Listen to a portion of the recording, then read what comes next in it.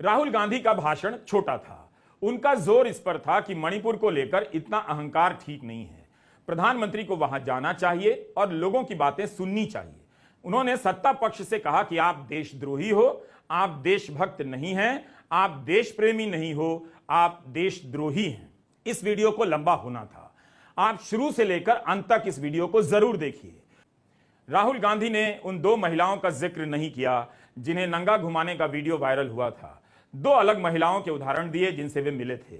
स्मृति ईरानी जवाब देने आई। मणिपुर को लेकर बहस हो रही थी, वहां महिलाओं के साथ हिंसा को लेकर आरोप लग रहे हैं, मगर स्मृति ईरानी अतीत में महिलाओं के साथ हुई हिंसा की घटनाओं का ब्यौरा देने लगी विस्तार से। स्मृति ईरानी का भाषण कश्मीर से होता हुआ बंगाल, राजस्थान गया और फिर अमेठी पहुंच गया। मोदी सरकार और अपने संसदीय क्षेत्र में कार्यों का हिसाब देने लग गई। स्मृति ईरानी ने शुरू में भारत माता की हत्या के सवाल पर कांग्रेस को घेर लिया कि अब स्मृति ईरानी मणिपुर पर तुर्की व तुर्की जवाब देंगी और विपक्ष को ढेर कर देंगी, मगर वे सीधे चली गई कश्मीर। स्मृति ईरानी ने कश्मीरी पंडितों के साथ हिंसा का हवाला दिया, खासकर महिला कश्मीरी पंडितों गिरिजा टिक्कू और सरला भट्ट की हत्या का। इस उदाहरण के साथ स्मृति ईरानी ने आरोप लगाया कि तब से लेकर आज तक कांग्रेस चुप रही।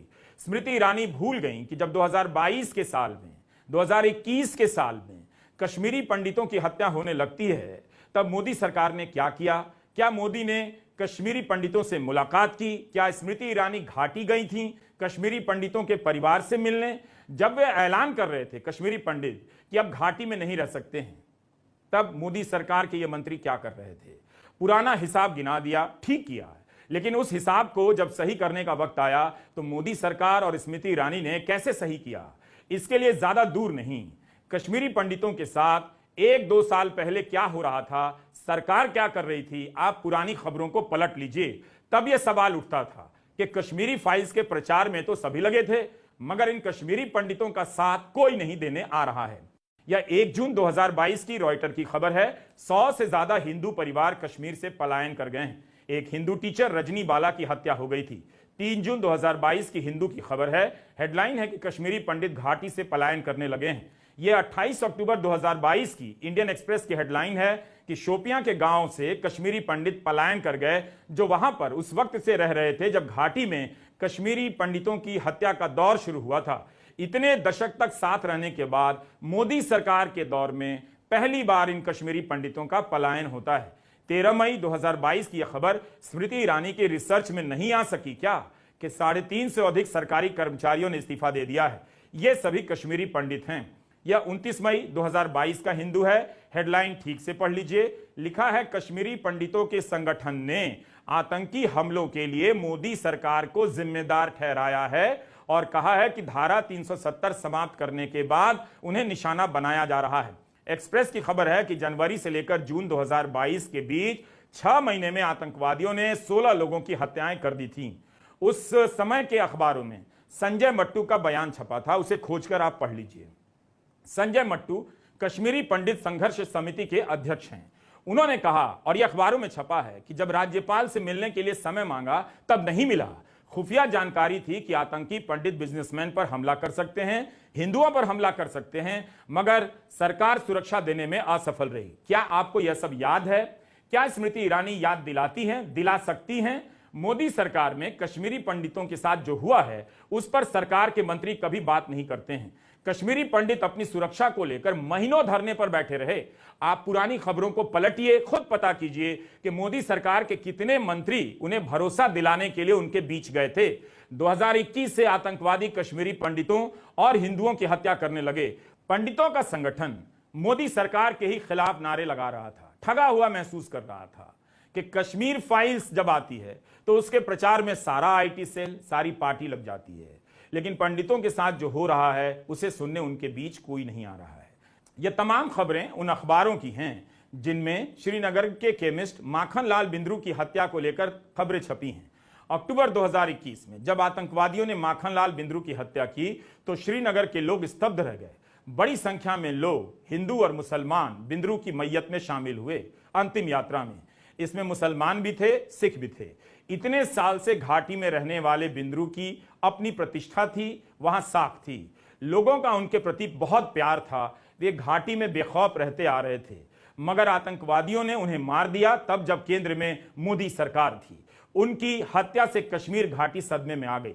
फारूक अब्दुल्ला, उमर अब्दुल्ला, महबूबा मुफ्ती सब पहुंच गए। उनकी बेटी डॉक्टर श्रद्धा मट्टू का बयान आप पढ़िए, जिसमें वे कहती हैं कि वे घाटी छोड़कर नहीं जाएंगी, यहीं रहेंगी। स्मृति ईरानी को बताना चाहिए कि लेफ्टिनेंट गवर्नर के अलावा क्या प्रधानमंत्री नरेंद्र मोदी या उनकी सरकार के मंत्री डॉक्टर श्रद्धा मट्टू से मिलने गए थे? कश्मीरी पंडितों के साथ 90 के दशक में जो हुआ वो बिल्कुल गलत और अमानवीय था, लेकिन उसकी राजनीति के भी कई पहलू हैं। दिसंबर 1989 से लेकर नवंबर 1990 तक विश्वनाथ प्रताप सिंह प्रधानमंत्री थे। नवंबर 1990 से लेकर जून 1991 के बीच चंद्रशेखर की सरकार थी। जून 91 से लेकर मई 1996 तक नरसिम्हा राव प्रधानमंत्री थे। क्यों बीजेपी इन तीनों नेताओं का नाम लेकर सवाल नहीं करती है? रेफरेंडम के लिए नेहरू का नाम लेती है, मगर कश्मीरी पंडितों के पलायन के लिए इन तीनों प्रधानमंत्रियों का जिक्र नहीं करती है। बीजेपी के वक्ताओं को बताना चाहिए कि 2020 से 22 के बीच में कश्मीरी पंडितों की हत्याएं क्यों हुई, क्यों उन्हें पलायन करना पड़ा, धरना प्रदर्शन करना पड़ा सुरक्षा के लिए। इस तरह से स्मृति ईरानी कश्मीर का उदाहरण देकर पूर्व में महिलाओं की हत्याओं पर बोलती चली गईं और भूल गईं कि इसी दिल्ली में कई हफ्तों तक ओलंपिक पदक जीतने वाली महिला पहलवान धरने पर बैठी रहीं। उन्होंने उनकी पार्टी के सांसद बृजभूषण सिंह पर क्या क्या आरोप नहीं लगाए। सुप्रीम कोर्ट की पहल पर एफआईआर हुई है, सरकार की पहल पर नहीं। स्मृति ईरानी को उसी डिटेल के साथ महिला पहलवानों के लगाए आरोपों को भी सदन में पढ़ना चाहिए था। कम से कम यही बता देना चाहिए था कि वे बृजभूषण सिंह के साथ हैं या नहीं। बात आज के मणिपुर में हत्या और हिंसा की हो रही थी। जवाब 70 साल की नीतियों से दिया जाने लगा। 10 साल से नरेंद्र मोदी प्रधानमंत्री हैं। 10वें साल में हिंसा क्यों हुई यह बताना चाहिए था। स्मृति ईरानी को बोलना चाहिए था कि मणिपुर की पुलिस ने असम राइफल्स पर एफआईआर किया है। यह क्या है? इसके लिए नेहरू जिम्मेदार हैं या बीरेन सिंह जिम्मेदार होंगे? स्मृति ईरानी अपने तर्कों को संभाल नहीं पा रही थी। कभी गांधी खानदान, तो कभी जीजाजी, तो कभी कुछ। उन्हें पता है कि गोदी मीडिया उनके भाषणों का इस तरह से विश्लेषण नहीं करेगा जिस तरह से हमने कश्मीरी पंडितों से जुड़ी मोदी सरकार के समय की खबरों को आपके सामने पेश किया है। राहुल गांधी की आलोचना में स्मृति ईरानी फ्लाइंग किस पर भी बरस पड़ी। Never before has the misogynistic behavior of a man been so visible in Parliament as what was done by Shri Rahul Gandhi today. When the House of the People, where laws are made to protect the dignity of women, during the course of a session stands witness to a man's misogyny, my question is, should he be brought to task? राह चलते सुना था कि औरतों को वो लोग जो कानून का उल्लंघन करते हैं इस प्रकार की अभद्र टिप्पणियां अथवा अभद्र संकेत देते हैं। ये नहीं पता था कि गांधी खानदान के संस्कार में भी एक संस्कार ये है, मिसोजिनी और महिलाओं के साथ अभद्र व्यवहार। फ्लाइंग किस कब से मिसोजिनिस्ट और मर्दवादी हो गया? बच्चे तक फ्लाइंग किस करते हैं। अपने दादाजी को करते हैं, दादी को करते हैं, नाना नानी को करते हैं। फ्लाइंग किस का इस्तेमाल कई संदर्भों में किया जाता है। एक दोस्त जब अपने दोस्त को विदा करता है तब करता है। एक खिलाड़ी मैदान से अपने फैन को फ्लाइंग किस भेजता है। यह तो आभार और अभिवादन का बहुत सुंदर प्रतीक है। जो लोग फ्लाइंग नहीं कर पाते हैं वे फ्लाइंग किस के सहारे कल्पनाओं में उड़ान भर लेते हैं। ये पुरुषवाद का, मर्दवाद का प्रतीक नहीं है। हर बात में भारतीयता की खोज हमें कई बार कुतर्कों की ऊपरी मंजिल पर ले जाती है, जहां झगड़ा इस बात पर होने लग जाता है कि आप पतलून और शर्ट पहनकर भारतीय नहीं हो सकते, धोती कुर्ता पहनकर ही हो सकते हैं। अब कौन तय करेगा कि आंखें मारना, फ्लाइंग किस करना किस देश से आया है, लोकल प्रोडक्शन है या ग्लोबल प्रोडक्शन है? खैर, समय की बर्बादी ना करते हुए एनडीए की महिला सांसदों ने स्पीकर के पास राहुल गांधी के खिलाफ शिकायत दर्ज करा दी है। स्मृति ईरानी को फ्लाइंग किस का जिक्र करना याद रहा, मगर इसका जवाब भूल गईं कि प्रधानमंत्री नरेंद्र मोदी मणिपुर क्यों नहीं जा रहे हैं, मणिपुर पर क्यों नहीं बोल रहे हैं। मुद्दा यह है कि स्मृति ईरानी मणिपुर की हिंसा और महिलाओं के साथ हो रही हिंसा के आरोपों के जवाब में अपनी सरकार का बचाव करने के लिए अतीत का उदाहरण क्यों देती रहीं। स्मृति ईरानी को क्यों लगता है कि किसी को याद नहीं रहेगा कि सुप्रीम कोर्ट में क्या हुआ इस मामले को लेकर। सुप्रीम कोर्ट ने कहा कि राज्य में कानून व्यवस्था नाम की कोई चीज नहीं है, तो एक मंत्री को बताना था, केंद्रीय मंत्री को, कि मणिपुर में कानून व्यवस्था है या नहीं। सुप्रीम कोर्ट ने कहा कि केवल 1-2 मामले में गिरफ्तारियां हुई हैं, लेकिन 6,500 से अधिक एफआईआर हैं उन मामलों में गिरफ्तारियों का क्या? ऐसा लग रहा था कि कश्मीर से लेकर बंगाल का सहारा इसलिए लिया जा रहा था ताकि मणिपुर पर जवाब देने की नौबत ना आए। असम राइफल्स के खिलाफ एफआईआर क्यों हुई है यह जवाब में था ही नहीं। स्मृति ईरानी के भाषण में राहुल गांधी मणिपुर से ज्यादा छाए हुए थे। ऐसा लगा कि आज सदन में राहुल गांधी के खिलाफ अविश्वास प्रस्ताव लाया गया है, नरेंद्र मोदी के खिलाफ नहीं। स्मृति ईरानी को बताना चाहिए था कि मणिपुर में भाजपा के उपाध्यक्ष चिदानंद सिंह ने असम राइफल्स पर इल्जाम लगाए हैं कि वो एक खास समुदाय का प्रत्यक्ष या परोक्ष रूप से समर्थन कर रही है। उनकी ही पार्टी के नेता सेना के निर्देशन पर काम करने वाली असम राइफल्स पर आरोप लगा रहे हैं। मणिपुर के भाजपा उपाध्यक्ष चिदानंद सिंह ने असम राइफल्स पर आरोप लगाया है कि असम राइफल्स के जवान मैतेई समुदाय की महिलाओं और पुरुषों को पीट रहे हैं, प्रदर्शन करने नहीं दे रहे हैं। यही नहीं, असम राइफल्स दूसरे समुदाय की महिलाओं के साथ नाच रही है। उन्होंने कहा कि हालात इतने खराब हैं कि एक राजनीतिक पार्टी का सदस्य होने के बावजूद इस समय मेरे लिए, मेरा समुदाय, मेरे लोग और मेरा राज्य मेरे लिए पार्टी से ज्यादा जरूरी हो गए हैं।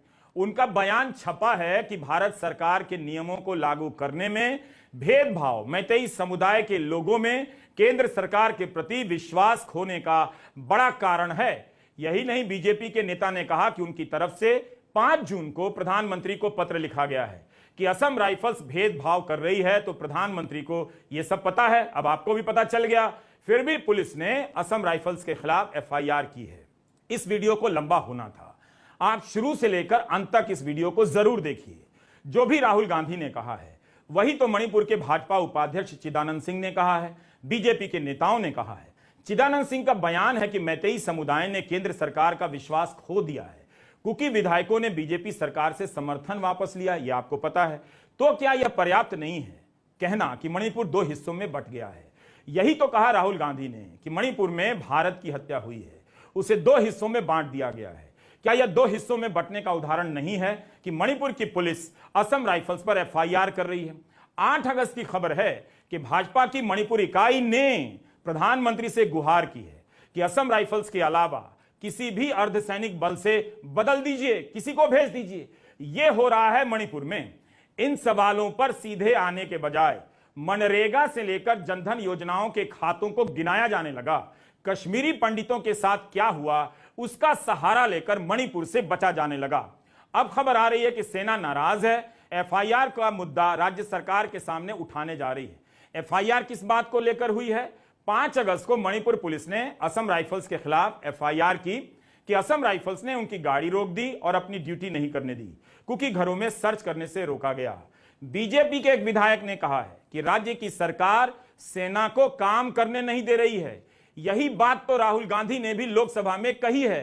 हर रोज जब तक आप हिंसा को बंद नहीं करोगे तब तक आप मेरी मां की हत्या कर रहे हो। हिंदुस्तान की सेना मणिपुर में एक दिन में शांति ला सकती है। हिंदुस्तान की सेना का प्रयोग नहीं कर रहे हो क्योंकि आप हिंदुस्तान को मणिपुर में मारना चाहते हो। राहुल गांधी अपना भाषण समाप्त कर राजस्थान चले गए। स्मृति ईरानी ने आज राहुल पर हमला करने के बहाने अमेठी में क्या क्या काम किया है वो भी बता दिया, अच्छी बात है। इसी विस्तार से मणिपुर पर बोलती तो पता चलता कि विपक्ष के तर्क कितने कमजोर हैं। लेकिन कोई प्रधानमंत्री को फकीर बोल रहा था, कोई कुछ। राहुल गांधी ने तो रावण से ही तुलना कर दी और मेघनाथ कुंभकर्ण से। हमें लगा कि बीजेपी के सांसद इसे बर्दाश्त नहीं करेंगे और सदन की कार्रवाई से हटाने की मांग करेंगे कार्यवाही से, मगर लगता है कि बीजेपी को फ्लाइंग किस ज्यादा प्रमुख मुद्दा लग गया है। राहुल गांधी का पूरा आचरण आज बहुत ही बेशर्मी भरा था। सदन में फ्लाइंग किस दी जाती है क्या, जहां इतनी महिलाएं हैं? ये बहुत दुर्भाग्यपूर्ण है। और भारत माता की हत्या की बात उन्होंने की। राहुल गांधी तब आप भारत माता की शक्ति को नहीं पहचानते। अजय है, अमर है भारत माता। न मुगल कुछ कर सके न अंग्रेज कुछ कर सके। कृपया करके इस तरह की गैर जिम्मेदाराना बातें ना करें। लेकिन राहुल गांधी जब भी बोलते हैं तो अपने लिए समस्या पैदा करते हैं, अपनी पार्टी के लिए बोलते हैं। उन्होंने क्या ये कहकर सिर्फ महिलाओं को दे रहा हूँ, ये क्या बात हुई? उनको किस बात का दुख हो रहा है? It was just a genuine gesture उन्होंने किया है। जैसे कहा मोहब्बत की दुकान है, आप लोग को नफरत से आदत हो गई है, मोहब्बत एक्सेप्ट नहीं कर पा रहे हैं। देखिए सांसद कह रही है, देखिए ये न्यू इंडिया है, और नए भारत में यंग जनरेशन भी है, उनको इसमें कोई आपत्ति नहीं लगती है। जिनको नफरत की आदत हो चुकी है उनको प्यार मोहब्बत से दिक्कत जरूर होती है। अफेक्शनेट जेस्चर उन्होंने किया है जो किया है, इतनी नफरती आवाजें उनके खिलाफ बोलती हैं, इतने नफरत से उनके बारे में बोलती हैं, उनको पार्लियामेंट से बेदखल करते हैं, उनको उनके घर से बेदखल करते हैं, और वो as a gesture of affection अपना प्यार दिखा रहे हैं। अब प्रधानमंत्री की बारी है। क्या वे मणिपुर पर बोलेंगे या फिर अपनी सरकार की योजनाओं को दोबारा से गिनाने लग जाएंगे जो स्मृति ईरानी गिना चुकी हैं? बल्कि स्मृति ईरानी ने बहुत सारी योजनाओं को गिनाकर प्रधानमंत्री मोदी के भाषण में मणिपुर के लिए काफी खाली जगह छोड़ दिया है। अब वे चाहें तो पूरा भाषण मणिपुर पर दे सकते हैं, अतीत का भी बताएं, जरूर बताएं, लेकिन आज क्यों वहां इस तरह का विभाजन दिख रहा है? क्यों वे मणिपुर नहीं गए? क्यों उन्होंने मणिपुर में शांति की अपील नहीं की? इस पर भी विस्तार से जवाब दें तो अच्छा रहेगा। उम्मीद है इस हंगामे में मणिपुर और मिजोरम से बीजेपी और एनडीए के सांसद भी बोलेंगे। यह कितना अजीब है कि जिस राज्य की बात हो रही है उसी राज्य के 2 सांसद नहीं बोल रहे हैं, फिर बाकियों के बोलने का क्या मतलब रह जाता है? जनता दल यूनाइटेड के सांसद ललन सिंह ने स्मृति ईरानी को जवाब दिया। ललन सिंह ने कहा कि लंबा लंबा भाषण हुआ लेकिन मणिपुर की गंभीरता और स्थिति पर एक शब्द नहीं, इसलिए कि उनको पता ही नहीं वहां हुआ क्या है। मैं गया था, मणिपुर गया था, और 2 समुदायों के बीच इतनी दूरी बढ़ गई है, इतनी घृणा फैल गई है एक दूसरे के प्रति कि उसको पाटना अब मुश्किल है। जितने हल्के में सरकार कह रही है आप उसको नहीं पाट सकते हैं। ये ललन सिंह के बयान है जिसे मैं कोट कर रहा हूं। मणिपुर में डबल इंजन की सरकार है और वहां की चर्चा जब होती है तब सत्ता पक्ष के लोग विभिन्न राज्यों की छिटपुट घटनाओं का जिक्र कर उसको जस्टिफाई करना चाह रहे हैं। मणिपुर को आप हल्के में ना लें। आज मणिपुर में घटना हुई है, कल मिजोरम में होगी, परसों नागालैंड में। पूरी पूर्वोत्तर की सीमा उससे प्रभावित होगी। इस तरह अविश्वास प्रस्ताव पर भाषण चलता रहा, दोनों पक्ष के लोग एक दूसरे से हिसाब चुकाते रहे। इन सब के बीच मणिपुर की जनता को जो संदेश पहुंचना चाहिए था कि संसद उनके साथ है, भारत उनके साथ है, वो पहुंचा या नहीं, बेहतर है ये फैसला भी आप ही करें। मणिपुर दांव पर है। 2 दिन हो गए मगर इस सवाल का जवाब किसी को नहीं मिला कि प्रधानमंत्री मणिपुर क्यों नहीं गए, शांति की अपील क्यों नहीं की और मणिपुर पर सदन में बोलने क्यों नहीं आए। इन्हीं तीनों सवालों को लेकर कांग्रेस सांसद गौरव गोगोई ने उनकी सरकार के प्रति अविश्वास प्रस्ताव पेश किया था। नमस्कार, मैं रवीश कुमार।